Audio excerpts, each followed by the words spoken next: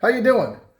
So I wanted to talk a little bit about a phenomenon I've noticed lately, and I'm sure you guys have all noticed it too, of a large portion of our elderly population has really gone down the rabbit hole on Facebook or other social media, but in particular, probably more Facebook, and really not understanding what they're looking at in terms of algorithms and and how sucked in they're getting on basically just disinformation. And they're when you're the older people, they're not tend not to be as technologically advanced. That's not everybody. There's probably a lot of people a lot older than me that are better than I am with technology these days.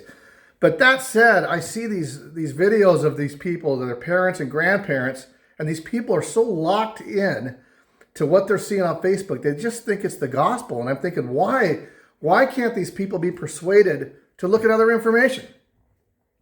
And I think some of them can, but it's not easy. They have a stubbornness about them because they're reading something on there that isn't true.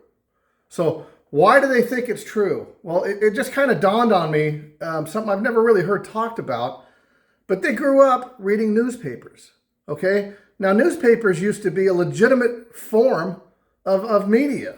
You know, the stuff in there, by and large, was really accurate, unless you were looking at the op-ed page, and that was, an opinion.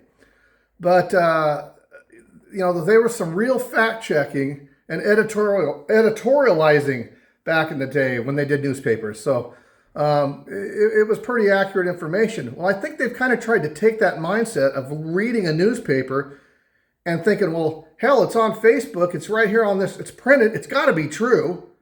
And then, of course, you know how algorithms work. They just get fed more and more of the nonsense, and they can't get out of the rabbit hole. So it is crazy, but it makes me understand a little bit more of how they got there instead of just blaming them and just going, you're stupid. You need to look at other stuff.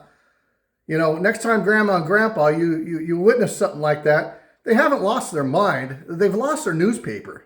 At least that's what I think. I think that's a strong possibility. But it's a hard thing to break, but it gives me at least an understanding of how they got there. Just my opinion. I could be wrong. What do you think?